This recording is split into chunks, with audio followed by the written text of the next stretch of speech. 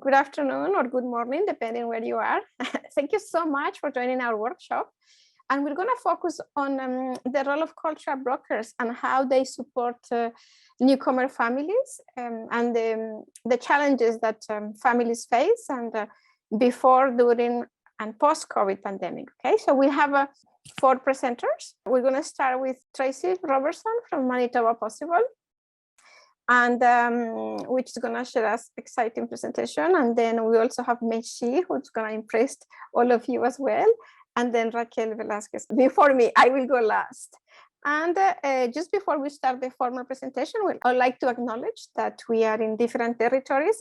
Like, for example, Laurentian University in Sudbury, where I am, is in the unceded territory of the Atikamekw and Anishinaabe peoples. And I know Tracy has her own acknowledgements, so I'm going to let her do that when she gets to her presentation. And then Mechi, who is based in Edmonton, we acknowledge that that territory is on Treaty 6 and is the traditional gathering place for diverse Indigenous peoples, including the Cree, Blackfoot, Métis, Nakota, Sioux, Iroquois, Dene, Ojibwe, Saulteaux, Anishinaabe, and Inuit peoples. And Umbrella Co-op, who is with Raquel will speak, is located in New Westminster in British Columbia, and is again the traditional and unceded territories of the Quechua First Nations and Coast Salish peoples. We acknowledge the territory because we're all committed to establishing different and more equitable relationships with our Indigenous and First Nations populations. So thank you for acknowledging the territory where you are. So just to go directly on our presentations right now. So, and then actually before the presentations, I should remind you that we have all you see a section that is called Q&A. We'll ask you if you could please write down the questions as they come along, as we present. If there is something that comes up, you can just put it on the Q&A section, and then we will answer questions at the end. Okay, so in that way, then you have the whole flow of the presentation. We will respond at the end after all our presentation, but we have made an effort to give you, we will have different cases, okay, different examples of how cultural brokers work and how we support families and how we address barriers. Cultural brokers address systemic barriers that immigrant and refugee communities face, and systemic discrimination and racism. All of that we will discuss, and as well as the positive and amazing work that is happening across Canada. So now I'm gonna stop my presentation. I'm gonna let then Tracy Robertson to go ahead. So thank you again for being here. Just before I start my presentation, I'd like to give a land acknowledgement. So Manitoba Possible operates throughout Manitoba and is located on the traditional territory of the Anishinaabe, Cree, Ojibwe, Dakota, Dene, and Métis people. Our primary office is located on Treaty 1 territory and the homeland of the Métis Nation. Our work extends throughout Treaties 2, 3, 4, and 5. We acknowledge that Winnipeg's water is sourced from Shoal Lake 40 First Nation, and we are grateful for their generosity. We respect the treaties made on these territories.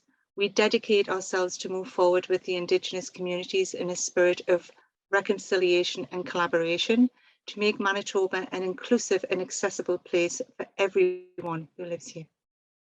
Manitoba Possible was originally founded in 1950. Today, Manitoba Possible includes 3 locations in Winnipeg, as well as 6 regional offices throughout Manitoba, providing a diverse spectrum of programs and services that emphasize choice and self-determination for thousands of children, youth, and adults with disabilities, and in the deaf community throughout the province. We believe an inclusive and accessible society is possible, and that's why we work together to eliminate barriers to full and equal participation. And we do that by working collaboratively, diversifying in every way possible, and innovating at every level. This is just an example of some of the services that we have. The children's services are children's service coordination, where children that have multi-barriered by physical disabilities have a case manager who will case manage and get them access to all the services and support services that they need and equipment. We also have the Communication Centre for children who are deaf and hard of hearing. Cute little bunch. They're preschoolers and it's a joy to see them when they're learning their ESL is such young things. We also have the provincial outreach therapy for children, which includes physical therapy and speech language therapy for preschool children. Our adult services, we have deaf and hard of hearing services, which includes a classroom that teaches American Sign Language and English as an additional language to new Canadians who are deaf or hard of hearing. We have an employment preparation centre that helps people with disabilities prep and get training for employment. Up in Thompson in northern Manitoba, we have the Thompson Supportive Employment Programme. And we also have a vocational rehabilitation department as well that helps with employment. In our community and inclusion department, we've got recreation and leisure programs for adults with disabilities, community outreach and education.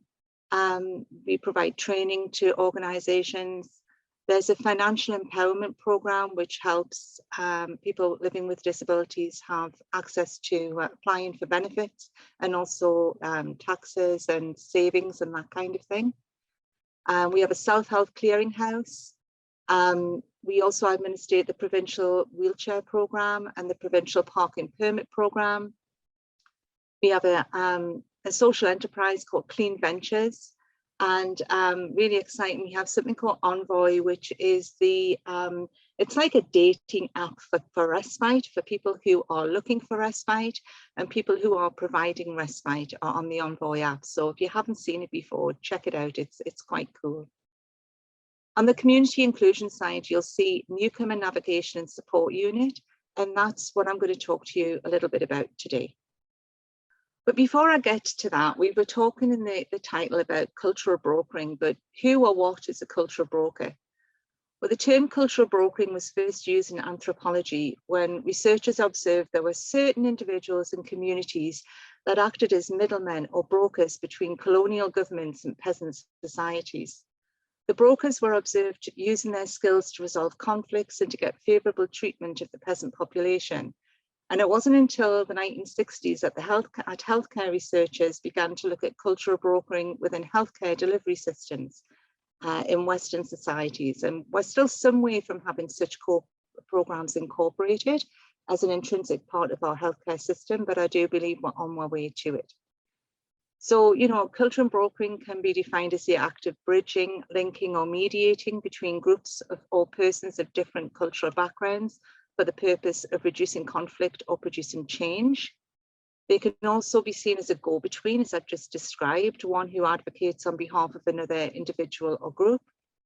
It can also be a healthcare intervention through which the professional increasingly uses culture and health science knowledge and skills to negotiate with the client and the healthcare system for an effective beneficial healthcare plan.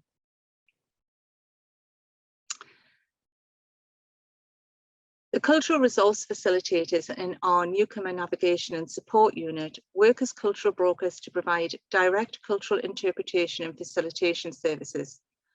We also help support agencies and services connect with new Canadians by being able to bridge the communication between families and their support network. The programme began in 1997 following a 2-year research study with the University of Winnipeg on best practices working with diverse populations and their approaches to and cultural beliefs of disability. We are co-funded by the United Way of Winnipeg and are also grateful to receive substantial funding from Immigration, Refugee and Citizenship Canada. This is the normal vision of our work. It's busy, but it's manageable.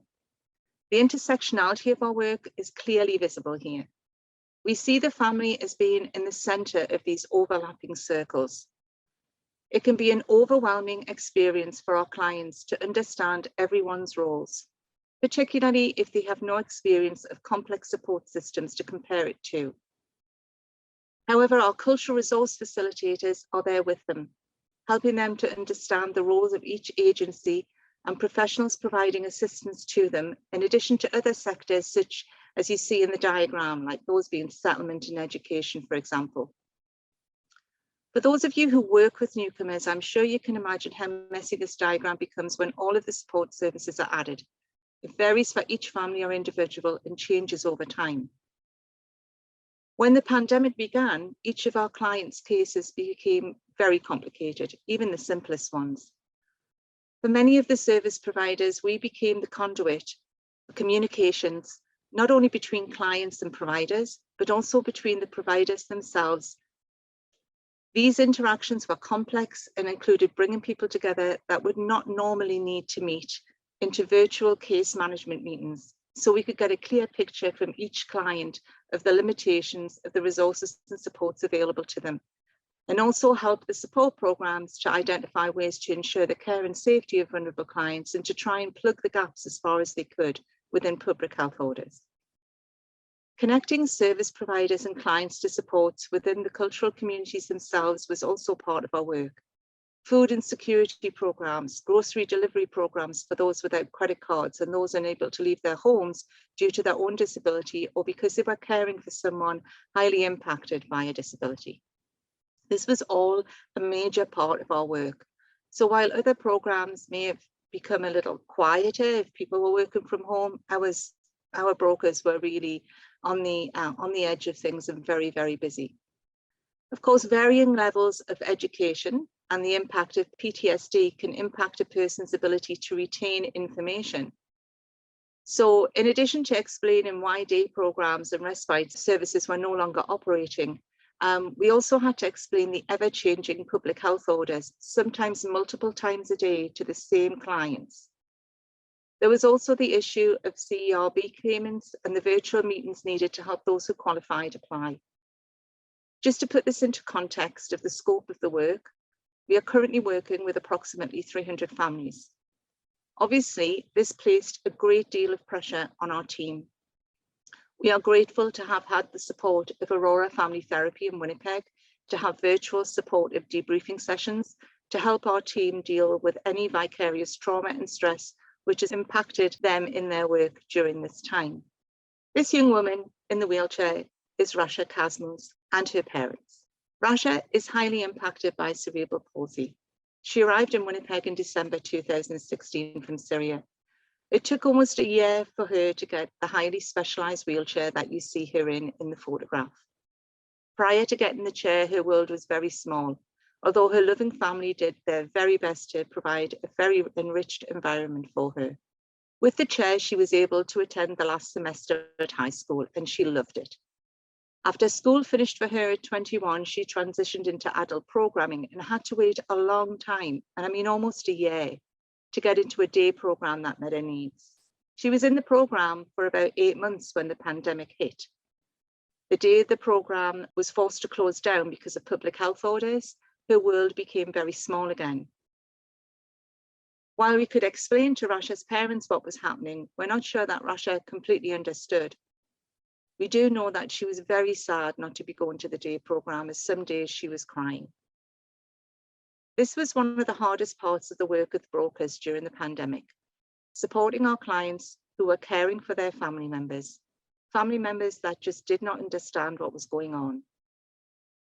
We frequently talk during this pandemic about mental health being affected, but I've not seen anyone talk about people who are highly impacted by learning or neurological disabilities and the effect of closed programming on their mental health. Although this picture was taken prior to the pandemic, I can assure you that Rasha and her family are doing well and looking forward to summer and some sort of normality for Rasha. I know in my heart that Rasha will be wanting to go back to her day program, and she'll be ecstatic when that happens. There's so much more that we could talk about in terms of our work during the pandemic, the depth and breadth of the work of cultural brokers and the supports that they've provided to our community in Winnipeg has been incredible. And as the pandemic recedes, our work will continue with our clients and we'll continue to guide them forward. Thank you for taking the time to, out of your busy day, to listen to something about our program and our work. And if you would like to carry on the conversation after this is over, after P2P is over, then please reach out to me at the contact details that you have on your screen. Thank you so much. Oh, thank you, Tracy, for a very inspiring presentation about the work that you do and experiences, how you're making a difference for families. So well, now we're gonna bring you to a different part of the country, to Alberta, where Meichi Chan is gonna inspire us again with the work that you're doing. Okay, hi everyone. My name is Meichi, and I've been working as a psychotherapist for the last 14 years with refugees and immigrants. I also support health brokers with training at the Multicultural Health Brokers Co-operative. And today I wish to present how the co-op has responded to the mental health crisis that Tracy mentioned during this pandemic as an organization of health brokers. For me, it's really illustrative of how cultural brokers address emerging needs in a grassroots and a creative way in responding to their communities. So this is a slide just showing a little bit about our organization. So the Multicultural Health Brokers is a pretty groundbreaking organization. It was established in 1994, and it's owned and operated by immigrant cultural brokers, health brokers.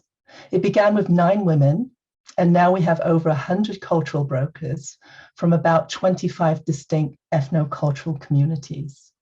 So we're a workers' cooperative, and we're owned and operated by immigrant and cultural health brokers. And we also work in multiple spheres of work. And I'm just going to name a few so that you get a sense of our scope.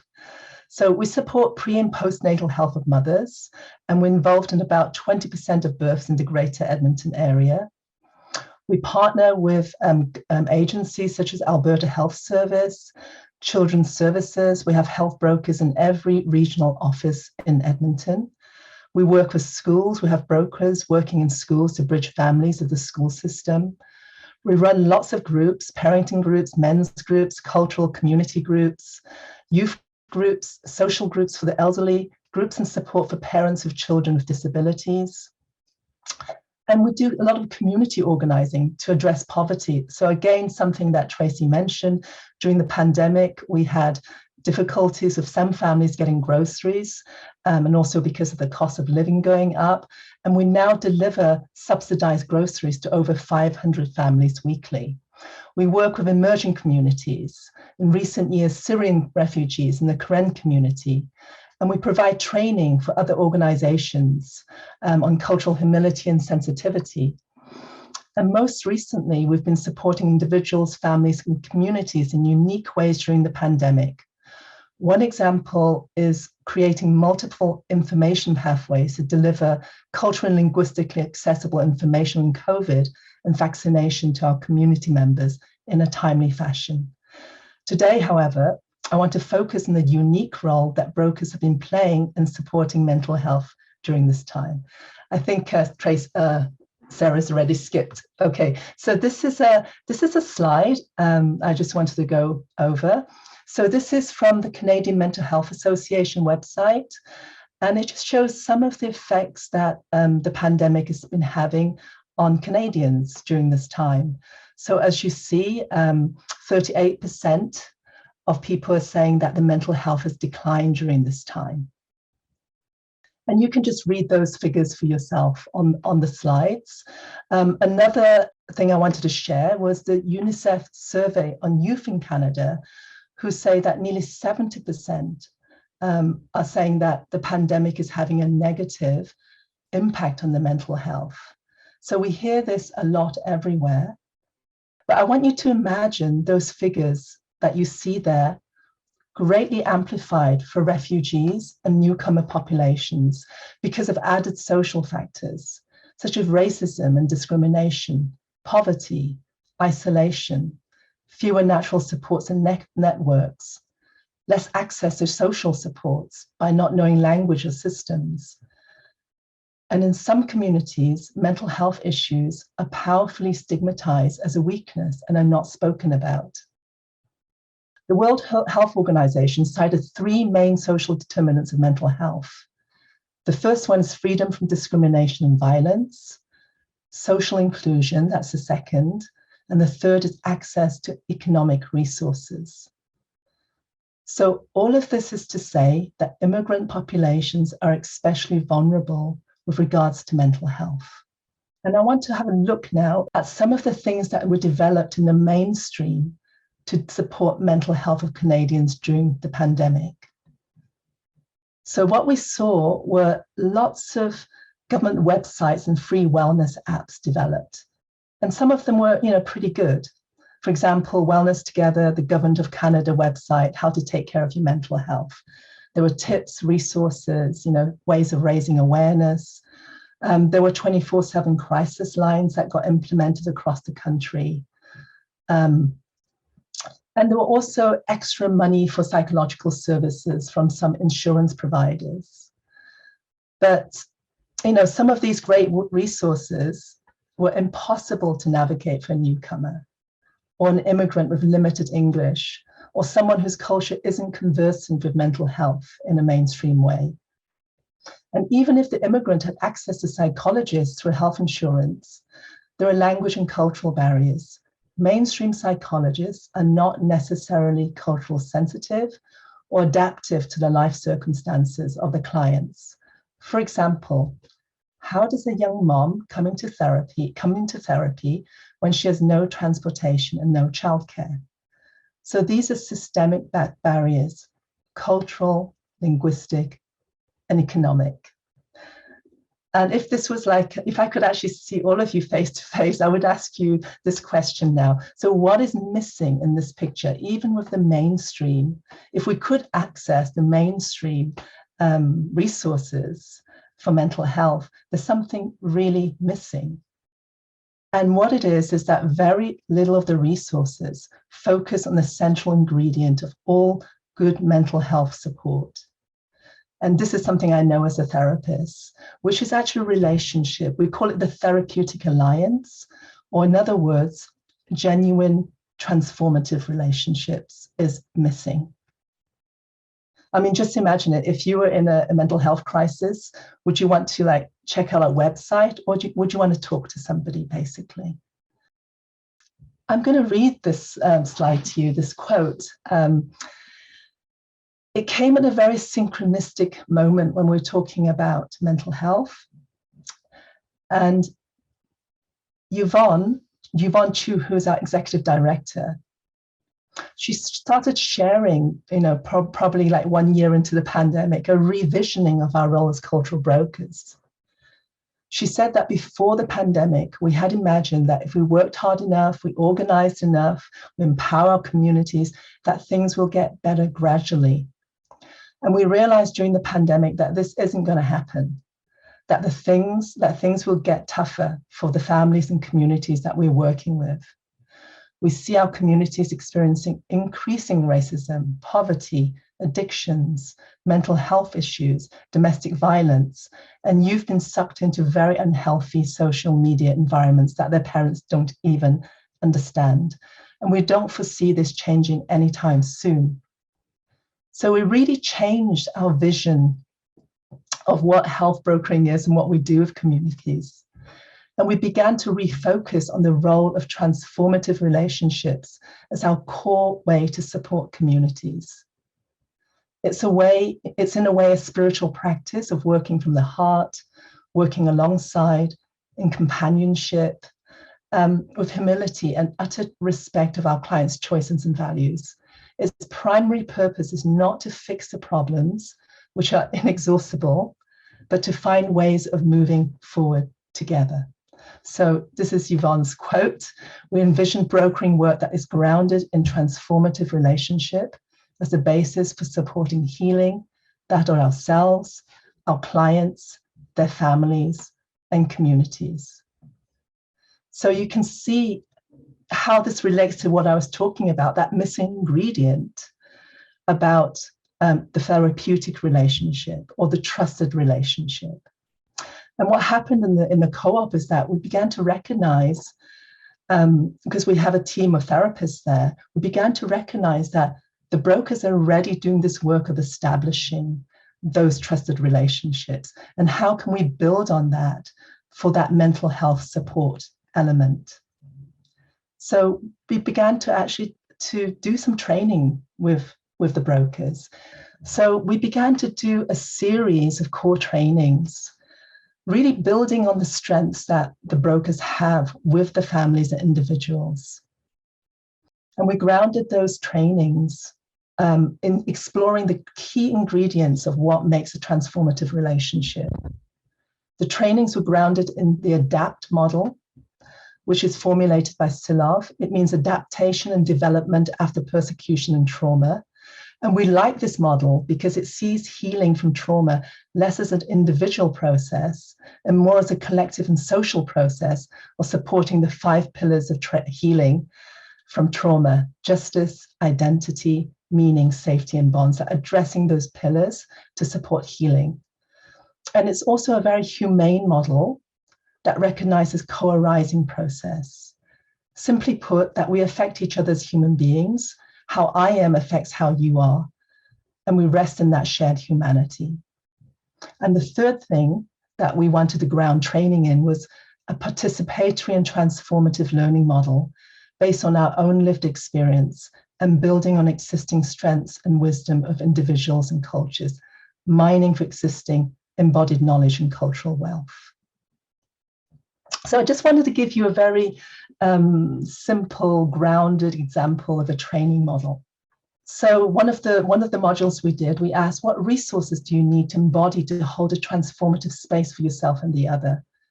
And this is critical, especially in the face of pain, overwhelming circumstances, and the sense of hopelessness. We explored non-verbal resources, things like what is the culturally appropriate interpersonal manner and body language for different communities, what it is to have self-awareness, and how can we regulate ourselves so that we're not overwhelmed by these stories of hopelessness. And we also talk about verbal resources, identifying the kind of language that is empathetic, that gives us space to relax and reflect, to slow down, language that's non-judgmental and allows the person to recognize and build on their own strengths. And we explored a case study together, and we elicited and articulated the broker's own resources, both non-verbal and verbal. So I guess I'm coming to my conclusion, which is, this is just one example of the multiple roles that health brokers actually play in working with families and communities. Other roles I've already mentioned include bridging newcomers and systems, connecting individuals, community supports, working with different institutions such as Alberta Health Services and Children's Service and so on and so forth. But here what we're seeing is an emergent role of mental health support. And I would argue it's one of the most effective mental health supports. It's culturally and linguistically appropriate, and yet it's not really recognized by the system within which it operates. It's done informally in a way, although we're working on it consciously as a health brokering organization. I would say it's one of the most cost-effective mental health resources that we have and the most underfunded, and is an example of the creative response that evolves from truly working at a grassroots level with communities. And yeah, I think that's all I want to share today. And I hope it's really illustrative of what we do as health brokers. Thank you, everyone. Thank you, Meiji. Thank you for inspiring us at understanding the potential of models that are to train cultural brokers that are grounded on the realities of the brokers themselves. So that's so nice compliment to what Tracy talked about, a particular case, how they help with a particular case, and you're showing us how you help helpers, right? How you help the cultural brokers themselves. So thank you so much. Okay, so now Raquel, you're gonna bring us to British Columbia and tell us what you're doing. Thank you. Thank you, Sara. Okay, hello everyone. My name is Raquel and I work at Umbrella Multicultural Health Co-op in New Westminster in BC. Umbrella Multicultural Health Co-op was founded in 2010 as a community response to the need for health services that meet the needs of newcomer communities. In 2020, Umbrella Co-op became the third community health center to be recognized and provincially funded in BC.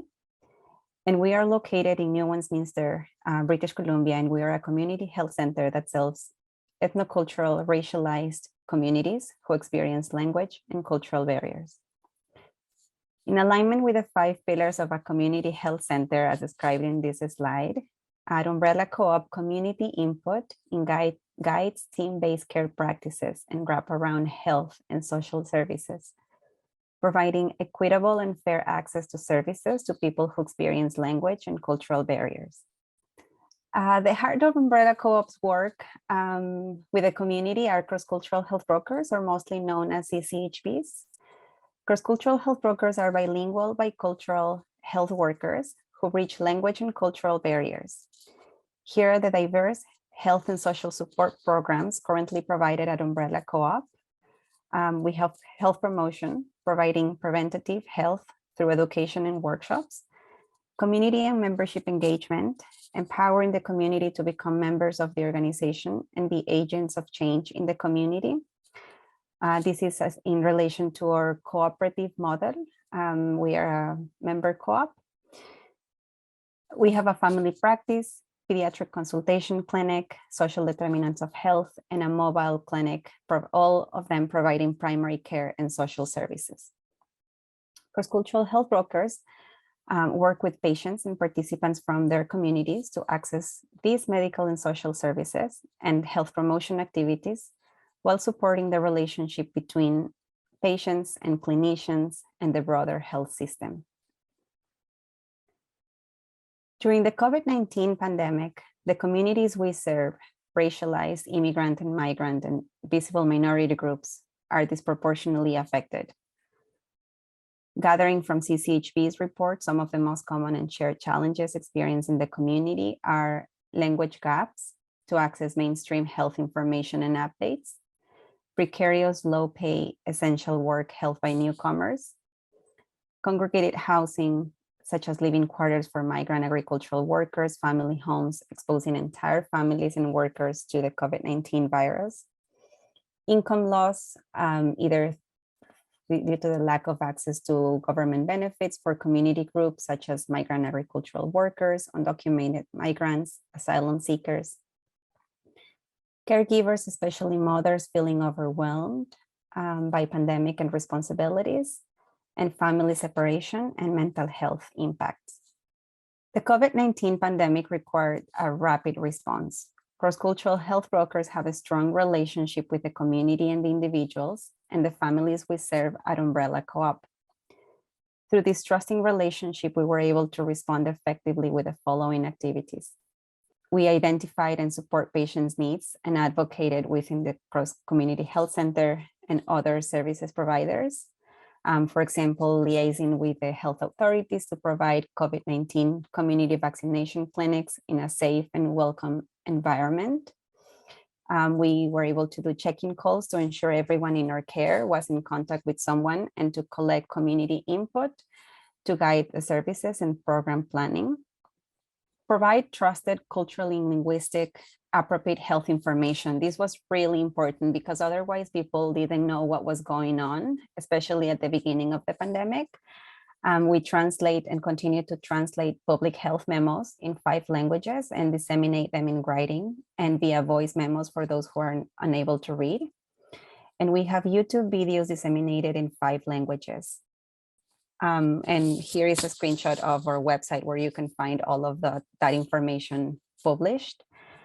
And we provided targeted health promotion sessions for migrant agricultural workers who were quarantined at government mandated hotels. And then here in BC, migrant agricultural workers continue to come to work in the farms in the Fraser Valley.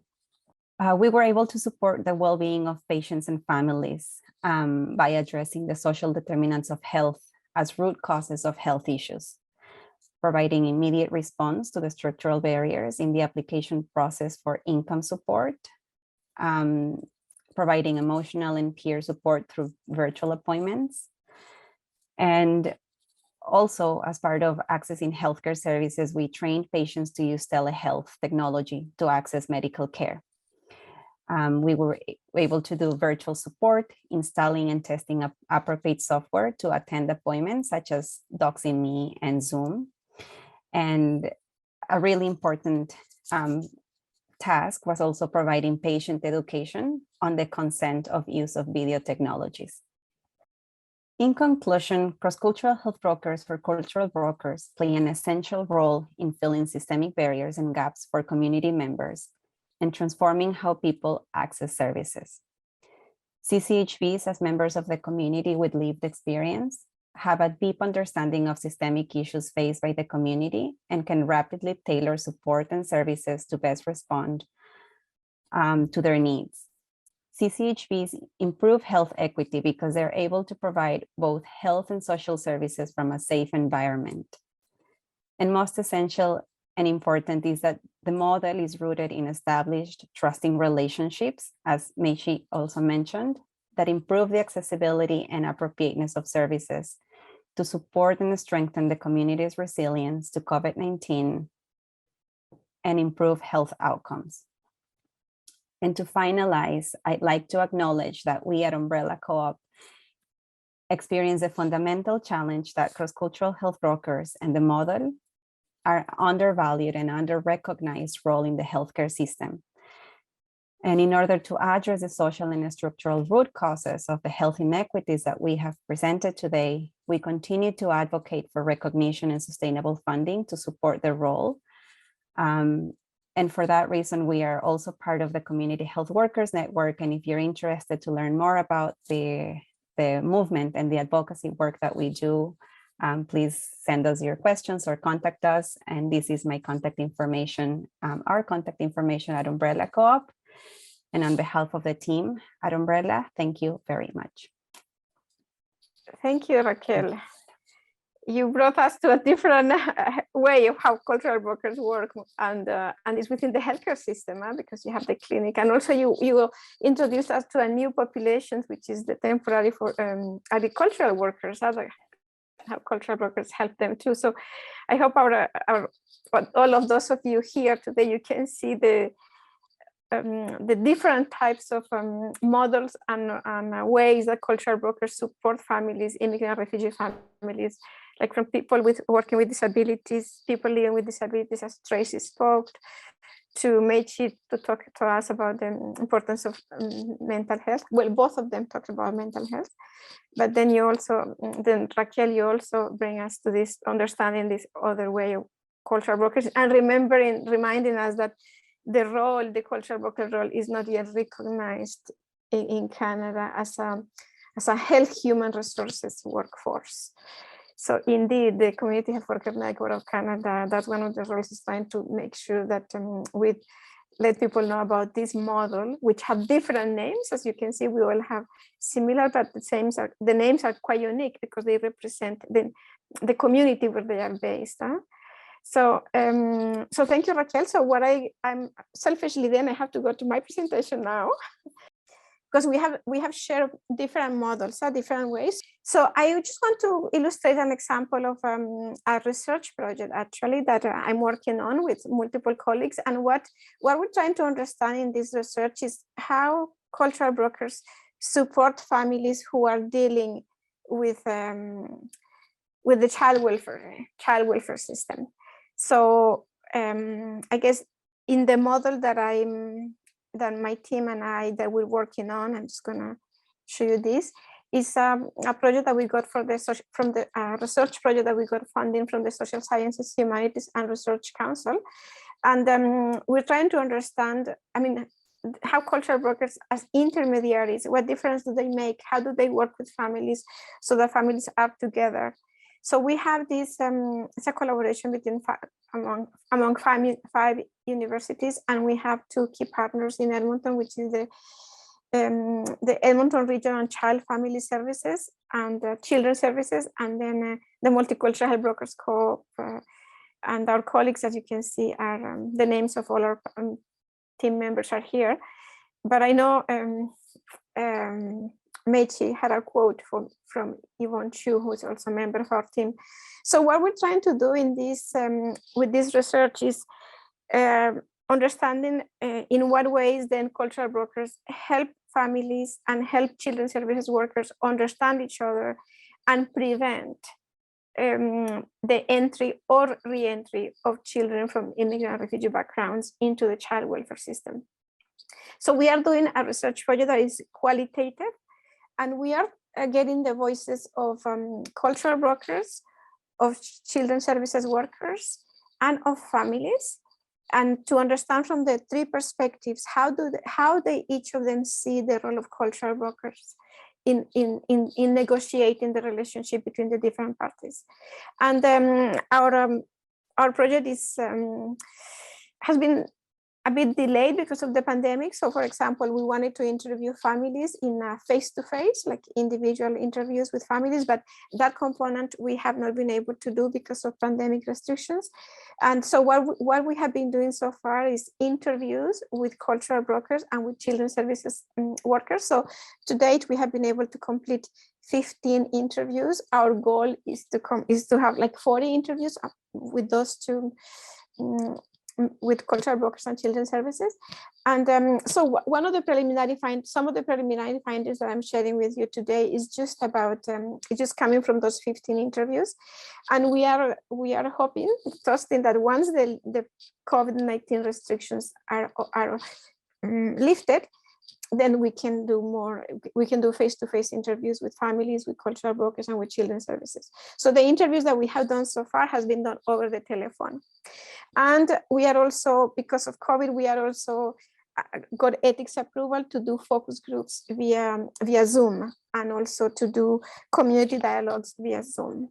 So now that I kind of introduced the methodology, then I'm just gonna mention, so some of the preliminary findings that we have gathered so far is that participants are telling us that in order to understand the relationship that children's services and cultural brokers have with the families, we have to understand the circumstances that bring women and their families into contact with child welfare.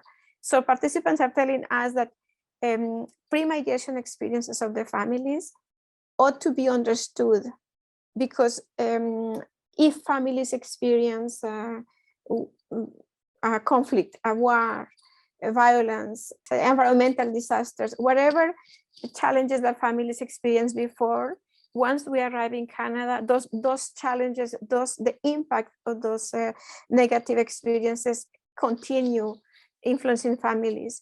So that, so again, that working with families, children's services, and cultural brokers, they telling us that we have to consider that, and especially cultural brokers are very clear of that. And they said that so families who actually get in contact or are involved with children's services do experience those barriers. And so in addition to traumas and fears, that families also express that they experience discrimination and racism. And some of the examples that we have gathered is the fact that like a family might be reported to children's services because of parenting styles, for example. A parenting style that could be considered admissible in another country is not considered admissible here. I guess the most common that you might know is spanking, and if a parent spanks the kids on the street because they think that's normal, then as bystander sees that, and then they can call children's services. So again, so understanding the context of where families are coming from. And they said that then when working with families, a lot of the work is done with education, right? Because you need to give families time to understand Canadian cultures and Canadian rules. And that if families are unaware of how Canada works, then of course they're going to get into trouble with the child welfare system. And the participants are also telling us that if families have no access to culturally appropriate services, then again, they're not going to be able to understand what are the protocols that they ought to follow when raising children in Canada that will impact their lives, and that will impact their experience in Canada. And because families, if they leave because of wars and they leave their families and they come here and they're by themselves, then they lose the sense of community that they had before they come into Canada. And again, that the parenting styles is definitely something that keeps them in trouble. So then what we're learning then is that, so what are cultural brokers doing? So what we're learning is that cultural brokers are helping families to understand what the rules and regulations of Canada, but they're also helping to understand children's services workers about the cultural diversity and the cultural practices, so that children's services workers are more patient and give families time to understand the context of Canada. And they also saying that cultural brokers are very skilled at understanding the power dynamics or the power imbalances, let's say even within a family, because they're telling us that if in some countries the man is the one who has the authority figure, then when cultural brokers are working with families, they understand that, and they take that into consideration, as well as when they're negotiating with children's services, they have to take that into consideration. And that, but for them, what we're learning that working together, like developing those trusting relationships that Mechi talked about when the training, and also Tracy and actually Raquel, all of them talk about trusting relationships.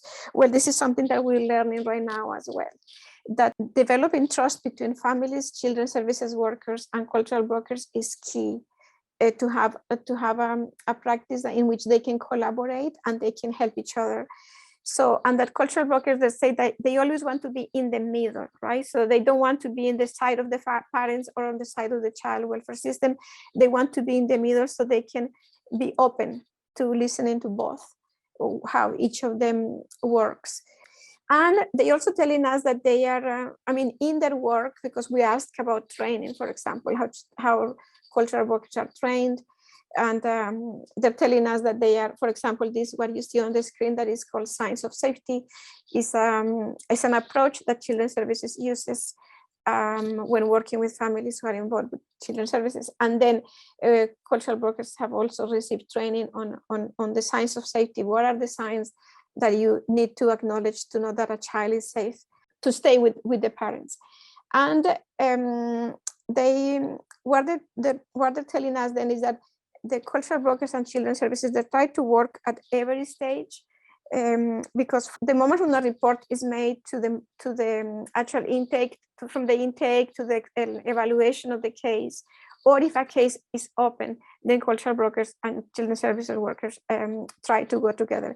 They're also telling us that, not always, the collaboration is not always kind of rosy, or everything doesn't always go perfect, but they say that especially at the beginning, when they had to learn each other's roles, like children's services needed to understand who cultural brokers were, and cultural brokers needed to understand who the child welfare system. Then at the time there was a bit of more mistrust, but gradually, as each of them understand their roles, they find that the collaboration is getting better and better. And they also tell us that what is important in the collaboration is that families have the final say. So you, as much as they want to they collaborate with agencies and they collaborate with families, if a family decides that they do not want to have the support of a cultural broker for whatever reason it can be, then the cultural broker is not involved. But ultimately, the ultimate goal then is to make sure that in the collaboration, the child stays with the family. However, if they're telling us that if all the measures taken, all the conversations happening, all the measures, and for some reason they are unable to find a solution in which the parents are able to ensure the safety of the kids, the child might be apprehended. But what we're learning is that they're doing as much as they can to prevent that, and that they find that so far the model is working. And but these are preliminary findings. We will keep learning more as we continue doing the interviews and listening from the perspective of all involved. And so I guess just to conclude, I'd say that the work, what we have learned so far is that the work that cultural brokers are doing is crucial in helping maintaining the family's long-term well-being, right? Because if a child is apprehended, or if the family is involved with child welfare authorities, there is a lot of tension, there is a lot of conflict. And but the cultural brokers' involvement, their goal is as they help families work through the process, and children's services as well work with the process, and they're able to find a solution that ensures the safety of the child, then everyone benefits and is it's a long-term benefit for everyone. So there is much more to say, but I'm just going to stop here, and I'm going to see if you have any questions. So thank you. Oh no, I should say thank you to everyone involved. Like, I mean, the immigrant and refugee communities who will be speaking with us, cultural brokers, children's services, Laurentian University, and social sciences, humanities research council. So thank you so much for listening. And now we're gonna then move to see if you have any questions.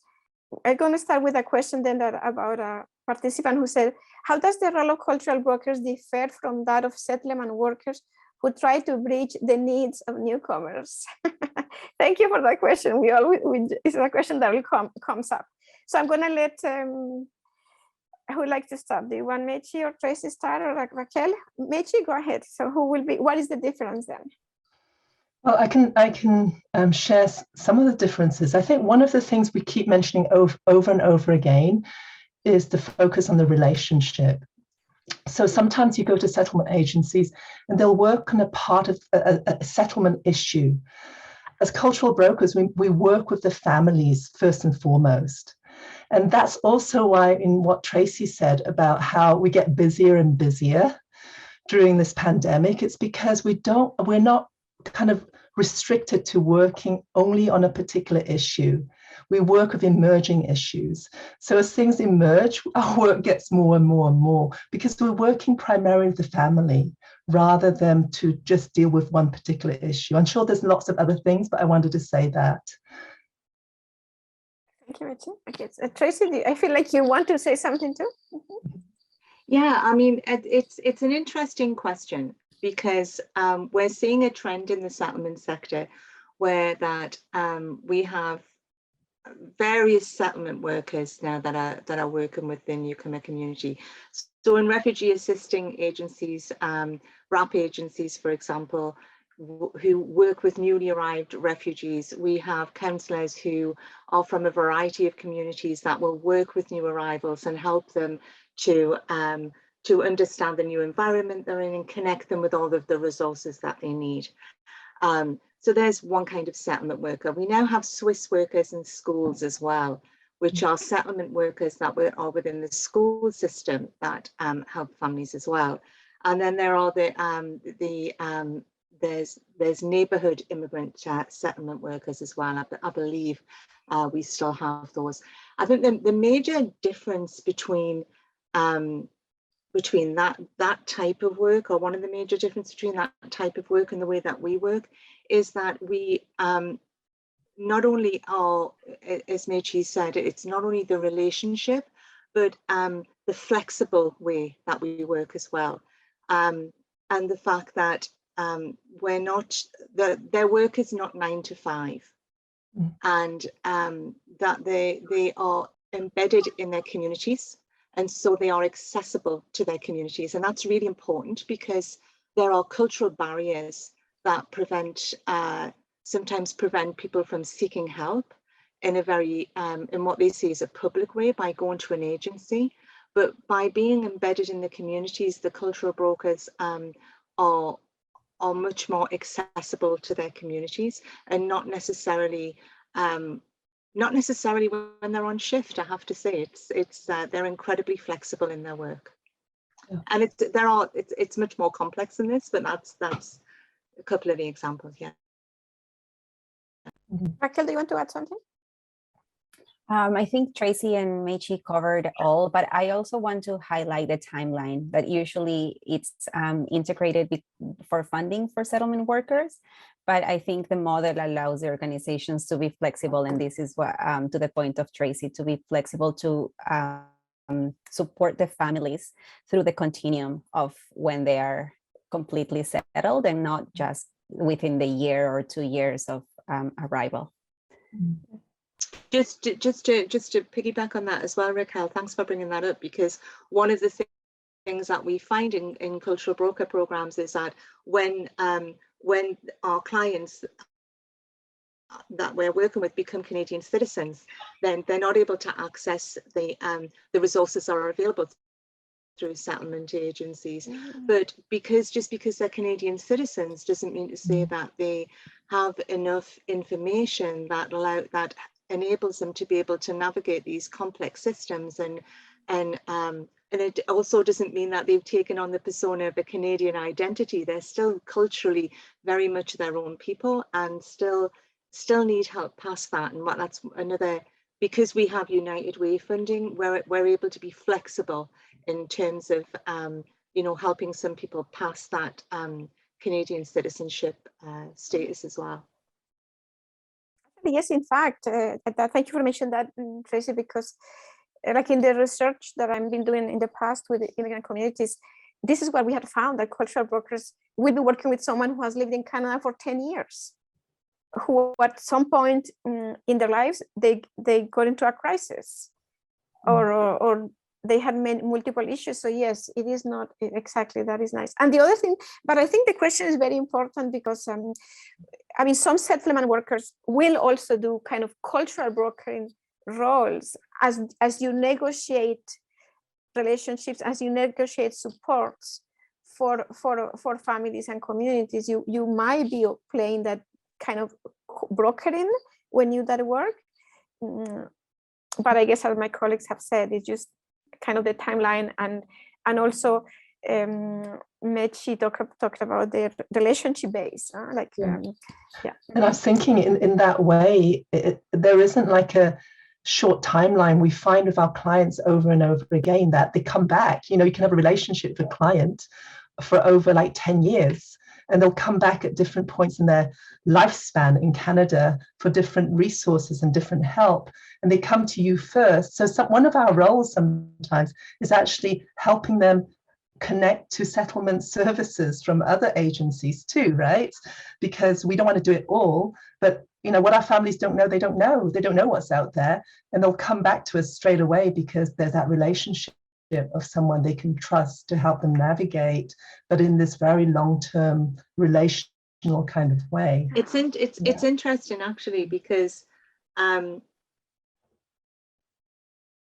if you just look at the work of the settlement workers as well, and I'm not downplaying the fantastic roles and the work that they do in the community, and actually I would say that for the people providing that settlement support, for anybody who's taken part in this workshop, to really make sure that if you're responsible for those people and providing training, that you're really providing a lot of information to them on how they can maintain barriers and boundaries in their private lives. Otherwise, settlement workers can very, very quickly slide into being cultural brokers that are unpaid in their own private lives. And so, and that's, it's incredibly, the burnout rate is huge, right? It's incredibly wearing. The other thing is about when people come back to us for help, one of the things that we've heard from our clients over and over again, and from different communities, is that they come back to us for help because they find it troubling to be dealing with the turnover of people within agencies that are there to help them. So, and by that I mean, if you take someone who's come in from, take for example the Syrian community, and they've initially been helped by an agency, but the staff in that agency has a turnover.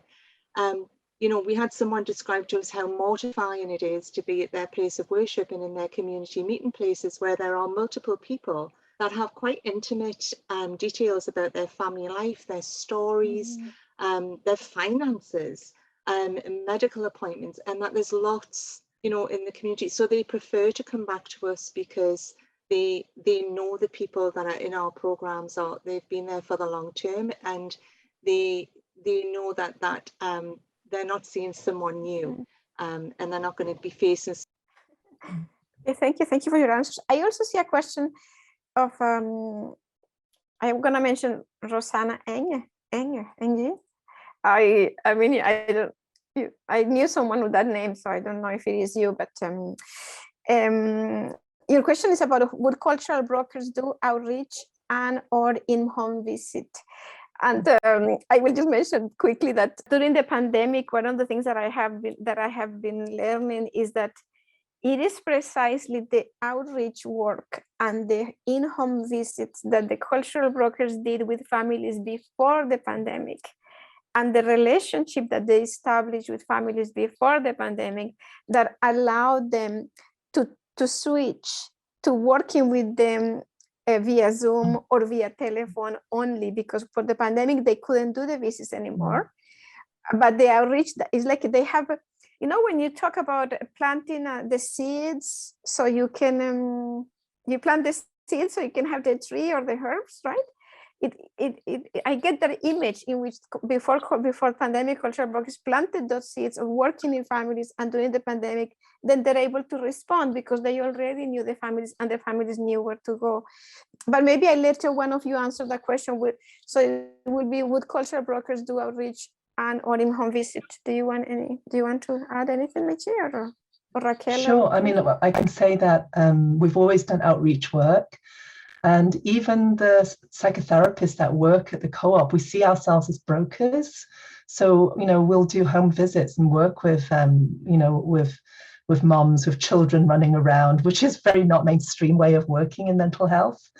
And also at the beginning of the pandemic, for us, a lot of the brokers went to do home visits. It was still allowed, you had to take precautions to set up that equipment, the Zoom equipment, because you know, a lot of the families didn't know how to do that. So they went and set it up, and that allowed access to many service providers after that.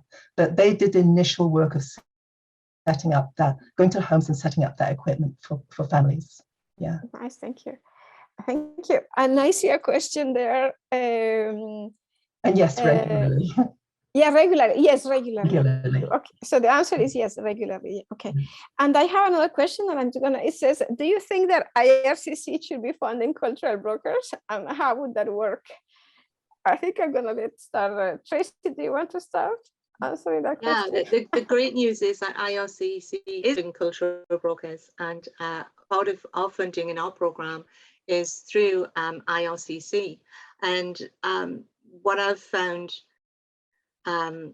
interesting is how interested IRCC are in learning more about this particular sector and about the work in the sector, and how supportive they've been since they became involved in our program. They've become really supportive, and it's one of those things that, you know, when funders like things to be measurable. They like measurable outcomes, and measurable outcomes in cultural brokering is difficult because, as Raquel said, we're on a continuum, and it can take some time, and it's really not a linear continuum either. It would be quite messy when we look at how many times you know, people have setbacks and they're looped back, and so in some ways it doesn't really fit past models that IRCC have had in terms of funding. But I think going forward, they have been much more, they have a much better vision of what is required in terms of holistic supports in the communities. And yeah, we've been quite thrilled with the reactions that we've had from them for our work. And we do actually have the Community Health Workers Network of Canada actually has a funding project which will start April 1st this year to, and we have our partners in this workshop today, that will be looking at cultural brokers on a national setting in Canada. It's a 3-year project to look at the work that's being done out there, that, you know, an environmental scan of who is doing this work, what kind of work is it, and which sectors are they in, and what kind of training and supports do they need. And actually IRCC are supporting that. So thank you, IRCC, for doing that for us. And we haven't mentioned it so far, but yeah, thank you. That is a good question. Thank you for asking that. So it will be great for us to be able to do that work. Yeah. Okay, so we are getting to the end of our presentation. So we have like 5 minutes left. And so I just wanted to know if, I think I covered all the questions, so that's good. I just wanted to know if each of you had any key message. If you wanted people to leave this workshop with a key message that you want them to remember, what would it be? If they think that they're running a cultural broker program and they're not sure, please reach out to us and have a conversation with us about it, because as you've seen in our workshop today, cultural broker programs are not usually called cultural broker programs. So if you see yourself in any of our presentations, we'd be happy to talk with you. You're not alone. Okay, Mechi and Raquel? I think Raquel's going. I think that Tracy covered it. Like, if you identify yourself like you're working as a community health worker, cultural broker, newcomer, navigator, but you're actually identifying with the things that we were mentioning today, this is the same work that we're all doing across Canada, and we're trying to raise the profile of this work and gain more recognition and find sustainable funding for this work. Yeah, I think I would say something very, very similar, to what Tracy and Raquel are saying, and maybe just a little add-on to funders. We're talking about IRCC. It's something about, we are not funded very much by IRCC just because of the holistic nature of our work. It's actually very hard to identify what we do, because we do so much across the spectrum, and it's so hard to get funding that works in that very, very flexible way, because we're just actually responding to the needs of individuals and communities rather than being very project-based in any way. So I just wanted to mention that. But yes, basically a ditto to what Tracy and Raquel said. Yeah. And you've mentioned very positive aspects. I will just remind those of you who are with us that doing cultural broker is hard work, because cultural brokers are really at the front line, in the front lines, the trenches, do we say? They are of what is happening. They're seeing the emergent needs of communities, and they themselves often experience those barriers, like if they have because, as Raquel mentioned, if the role is not recognized, then you have to do a lot of work to get yourself acknowledged and supported and by the professionals that you're working with. So that is hard work, is something that eventually, hopefully, things will change as more service providers get to know about the role of cultural brokers, and also as our society changes, right? Because one of the things that we have learned is that the social determinants of health that shape the life of families, like poverty, social exclusion, racism, discrimination, it affects equally all populations that are experiencing marginalization, right? And also that cultural brokers, because we're part of that kind of population, then cultural brokers experience those themselves too. So we have a lot of work to do in recognizing the role, but also making sure that our funders, as you mentioned, do recognize the importance of this work, and also that the more we help cultural brokers address the social determinants of health, the more they can help more the communities, right? Because let's say if a family needs housing, and the cultural broker is trying to find subsidized housing and they cannot, then it has a direct impact on both the lives of the communities and the brokers themselves. The sense of satisfaction when you're able to support a family and have a concrete outcome each time we support the family. So I guess this is just a reminder that it's cultural brokers are very committed people, and